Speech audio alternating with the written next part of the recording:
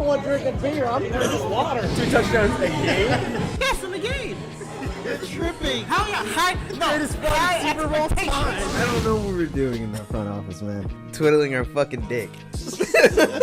Ryan, I just need you to drink this. Wide receiver trivia. That's what she said. Her. Fuck. Her upset. Are those crutches? You can see Ryan's crutches.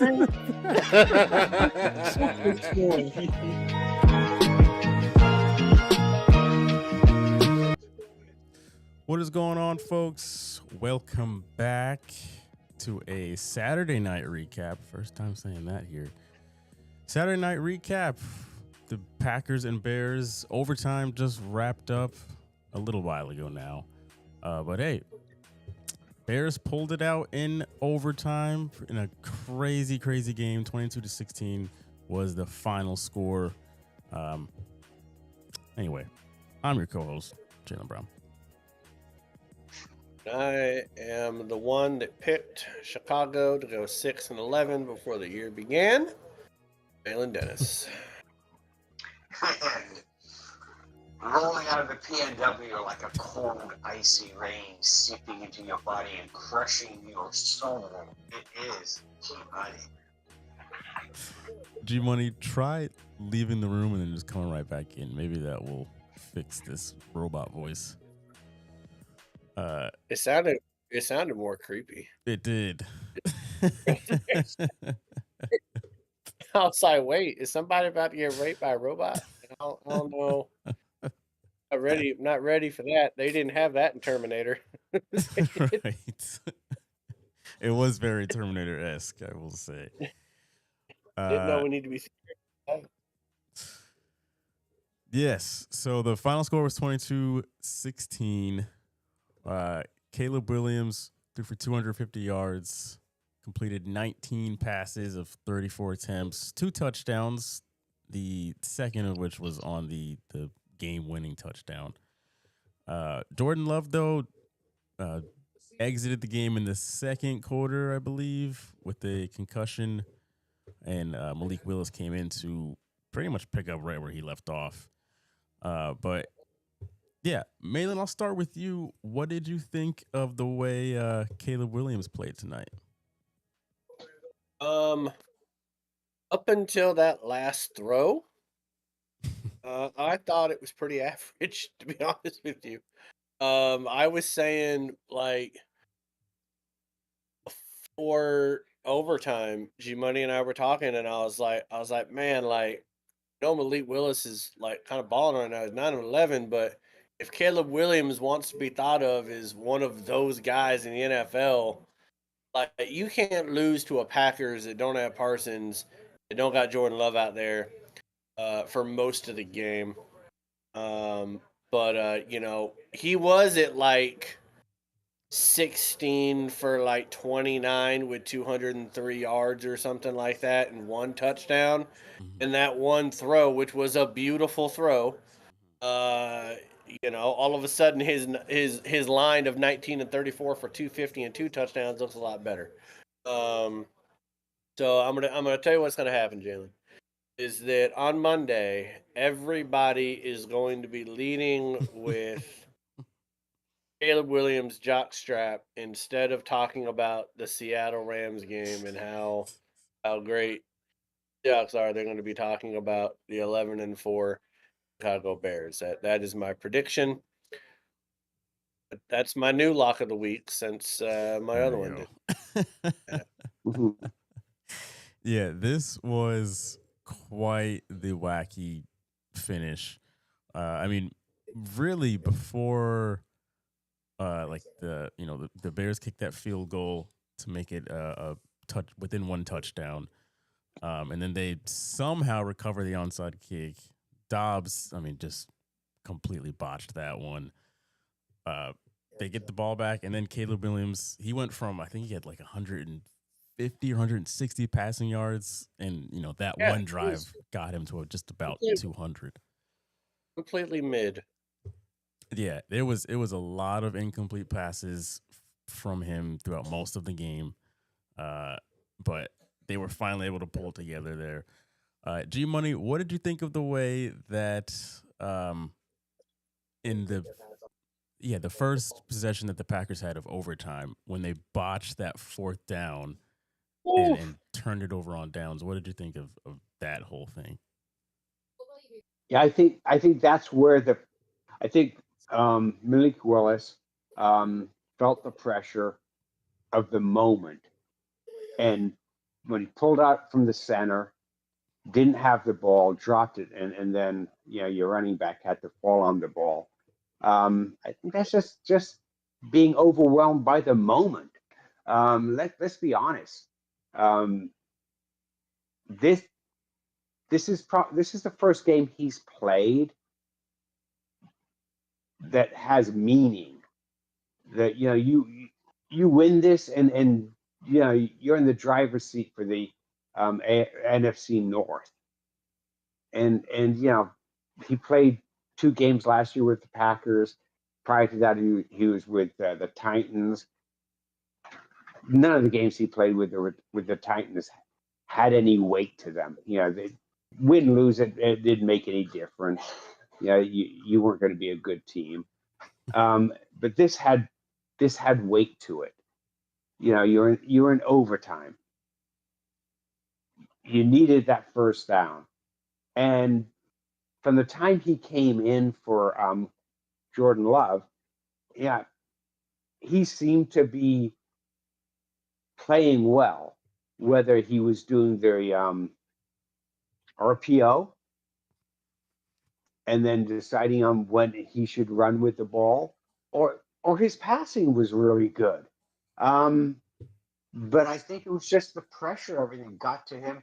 He was probably looking at the defense, not paying attention to where the ball was. So when it snapped, he just didn't have possession of it and dropped it. And that, if you're a Packers fan, that's not how you want to end the game. But that's how it ended. Because once Chicago got the ball, they went down and scored a touchdown and won the game. Leo and I were talking about Malik earlier and how Green Bay does a really good job of finding quarterbacks and turning them into what nobody thought they would be. I mean,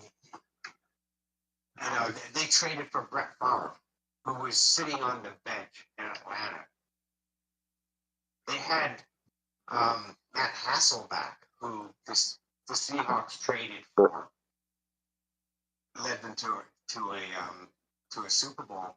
I mean, they just if you look at a team that are indeed a team of quarterback whisperers, it is indeed the Green Bay Packers.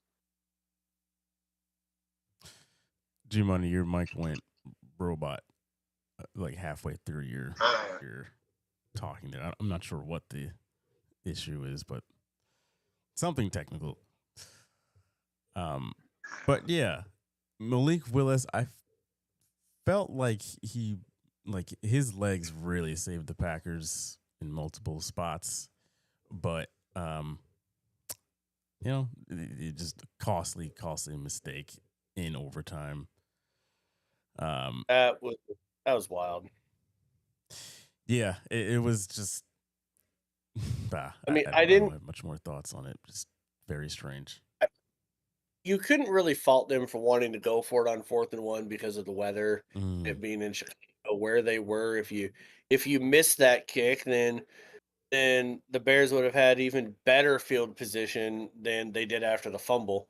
So you can't fault them for trying to go for it, but that's about as bad of an execution of a 4th and 1. Eagles are laughing right now at the Packers trying to execute a 4th and 1, being like, you want to get rid of the tush push, maybe you should have fucking tried it, because your bullshit didn't work.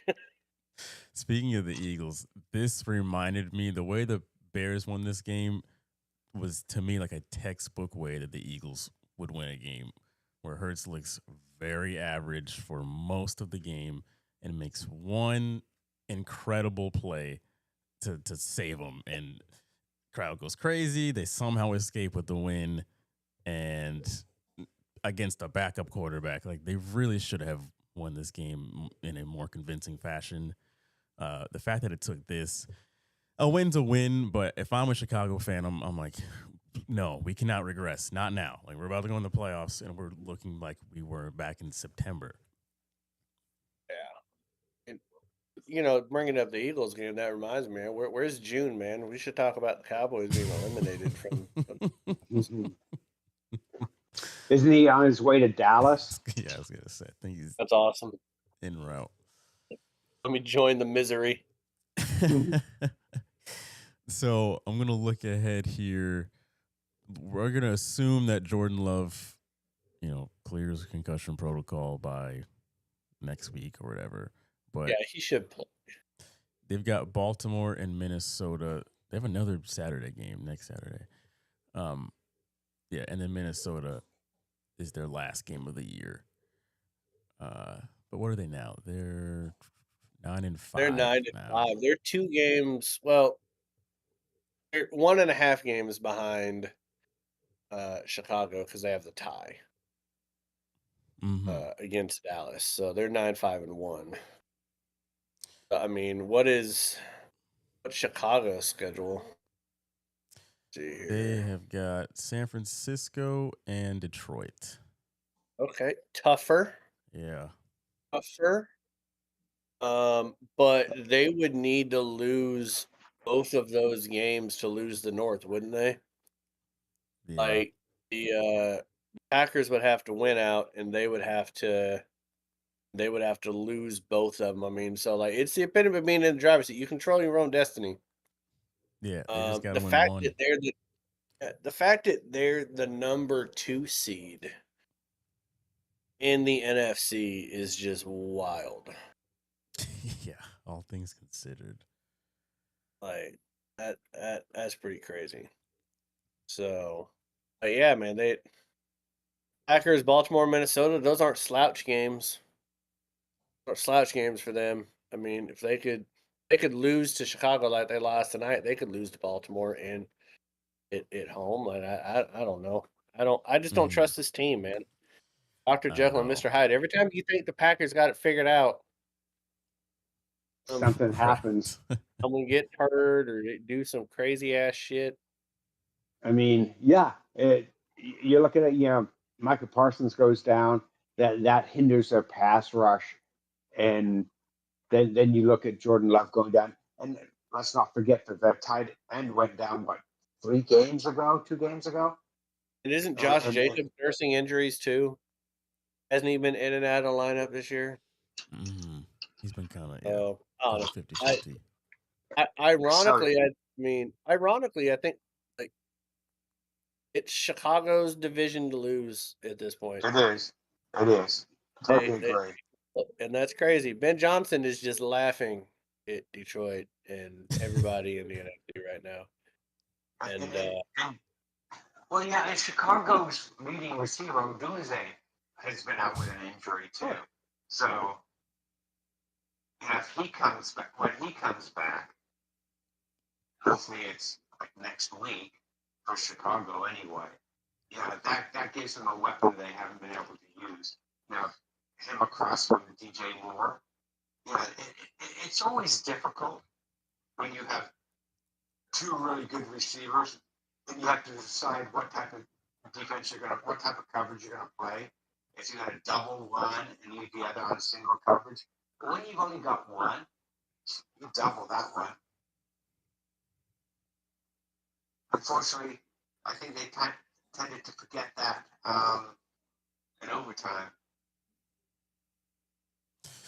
All right. that was a crazy pass. Yeah, great game.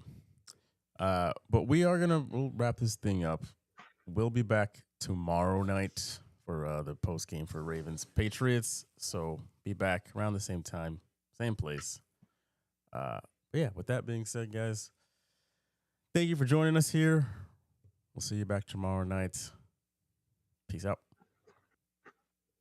Peace.